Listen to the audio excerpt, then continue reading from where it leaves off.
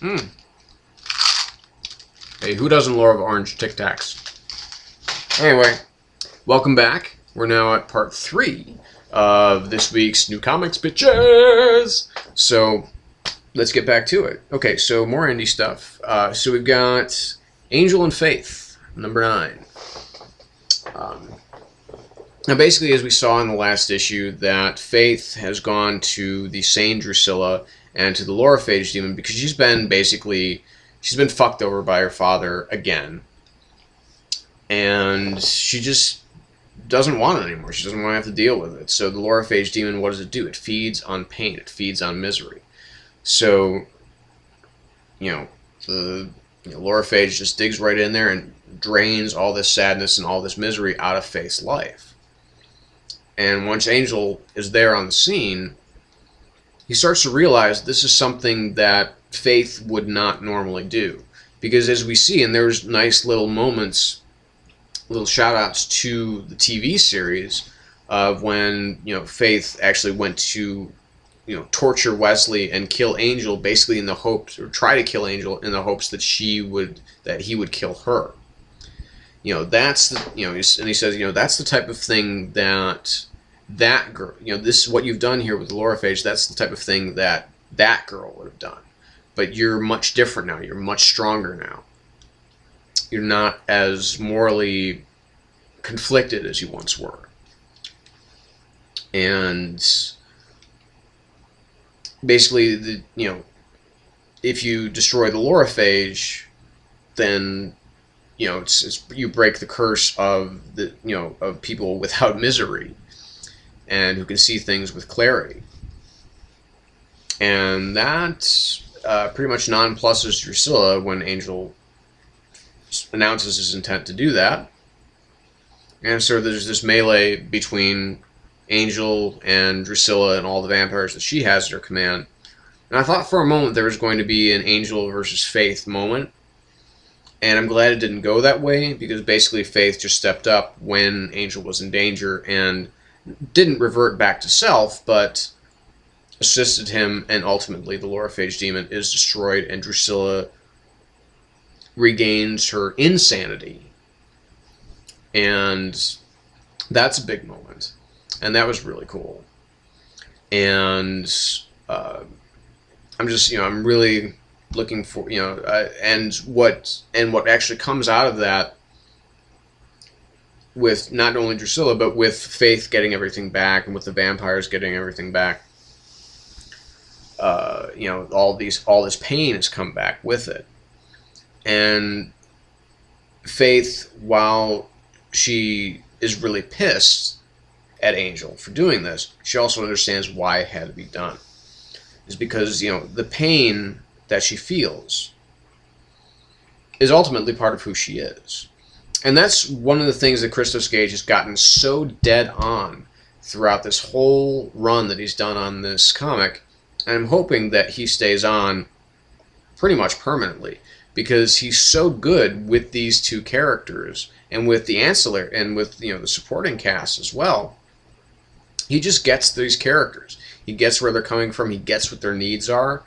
And this is not a knockdown laugh fest like Buffy can sometimes be. It's a much more serious book, but there's still room for a lot of wit, for some breezy humor, or some gallows humor, more often than not, with Angel and Faith. But it also has these great touches of humanity to it. And with the conversation that Angel and Faith have after the Lorophage has been destroyed, and after they're kind of out of harm's way, it's just terrific. It's just, it's great stuff. And Rebecca Brooks, she's so, or Rebecca Isaacs, I say Rebecca Brooks, that's the fucking News Corp bitch. Rebecca Isaacs, she does such a great job with the art here. And, again, it's just, Gage just keeps on bringing me back to this title, because if it wasn't for Gage, I wouldn't be reading this. So it's, very solid 4.5 out of 5. Like, so there's some really good stuff this week. So, and this was one of them. It's another really terrific issue. Again, it's just one of those, you know, I think about it more and I like it more. So, Super Crooks #2. And I didn't talk about the first issue of this book because I was on my temporary sabbatical, if you will, from the Shadow Gallery. And of course, this is Mark Millar's his other new comic book aside from the Secret Service. And basically what we've got here is Johnny Bolt and his team of criminals, super criminals.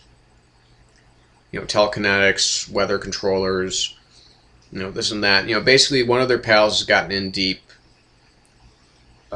with some of the sharks. So these, and of course, in America, all the fucking superheroes are, they're just all there.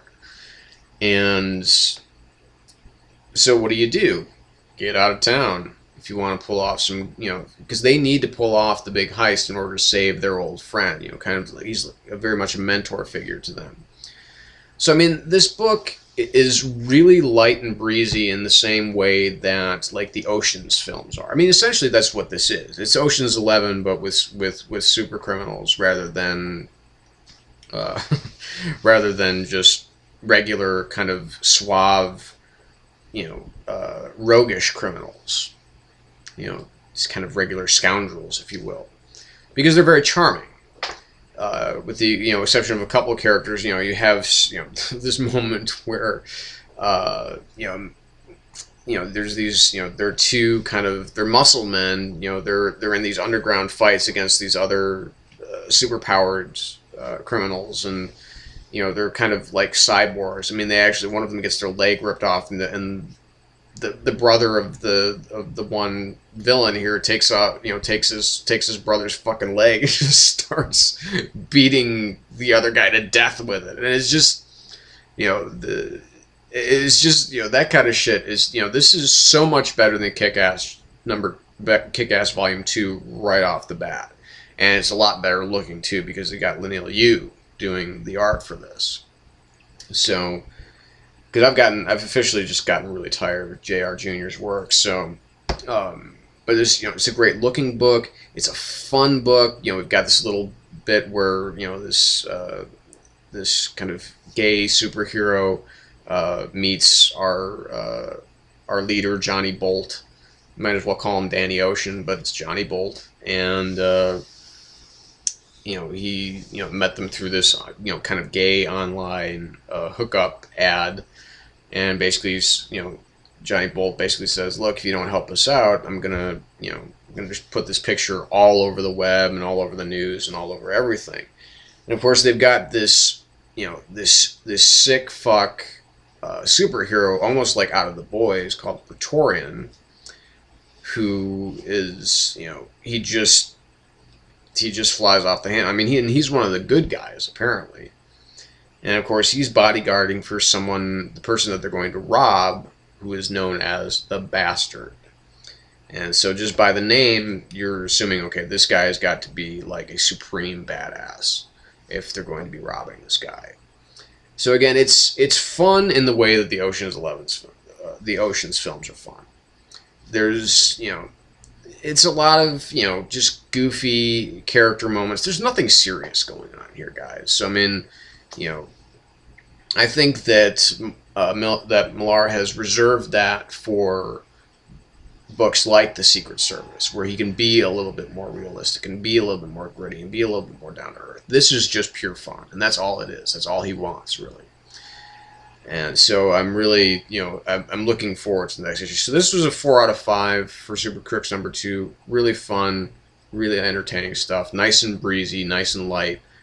I like, as much as I love the heavy Millar, when I'm talking about things like the Ultimates and things like, even the first Kick-Ass was kind of breezy, but, Wanted got pretty fucking heavy. And, so I'm enjoying this, and I'm hoping that the eventual film will do it justice. At least, and I hope that the series will continue being good. So there's that too. Okay, so Hellraiser number 13. So you've got Clive still working his magic on the Hellraiser universe. And, basically we've got Kirsty and all of her kind of hellish compatriots realizing, as well as her earthbound compatriots, like Tiffany and all of them, basically realizing that, hey, Spencer, the former Pinhead, has fucked us all. He's basically revealing his true intent.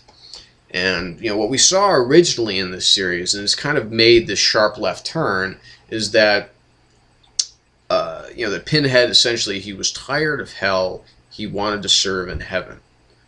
And now, we've gone through this kind of evolution of this character where he's traded places with Kirsty Cotton, and the whole thing is just a fucking ruse. So it's not a sharp left turn in the sense that it doesn't seem natural. It seems totally natural, and it totally works for the book. But essentially, he's conned Kirsty into thinking that not only can she change things from the inside of hell, but that he's turned over this kind of new leaf, and he's a new man. And he can be trusted. Well, fuck no, he can't. Because, once, once an evil motherfucker, always an evil motherfucker. Hell had nothing to do with it in the case of Elliot Spencer.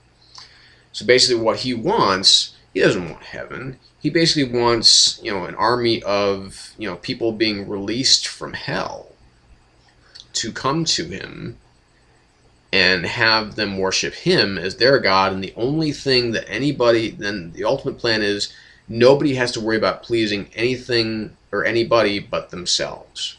Do whatever you want. And that's it. And, don't try and, make God happy so that you'll be sent to heaven. Don't try, just do what you want. And let the chips kind of fall where they may.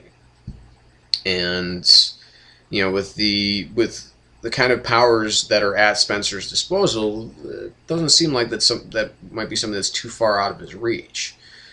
But of course, Kirsty, when she's back in hell and back in the Leviathan maze of hell, she discovers that she has a compatriot, which is basically one of the other Cenobites, that feels that they've been betrayed by Spencer, by the former Pinhead. And so again, this is really ramping things up because this is basically the beginning of a new arc for this comic. And if I'm not terribly mistaken, yeah. And it's just, wow. I mean, I'm so digging the shit out of Hellraiser. I have been since the first issue. First issue, if you may recall, was my book of the week for that week. Or it was damn close.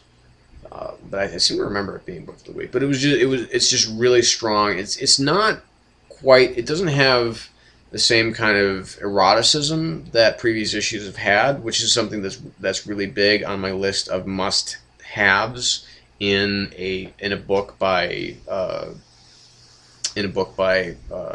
Clive Barker. So hopefully we'll get back to it, but we still have the frighteningly horrifying hellscapes that are brought to very vivid full color life on the page, and it's and that stuff is really tremendous. So I'm really digging where this book is going again, and just very excited about where it continues to go.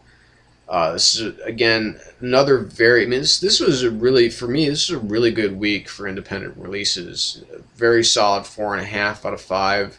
Really good work. Normally it's there, but I mean, for me, this it's just been a really good week for the independent releases that I read. So anyway, so again, like I said, 4.5 out of 5 for Hellraiser number 13. So if you're not reading it, and if you're a fan of Clive Barker and you're not reading it, get to work. Okay, so we're gonna take another little break, and we'll be back, and we'll talk DC. Okay, so stay tuned.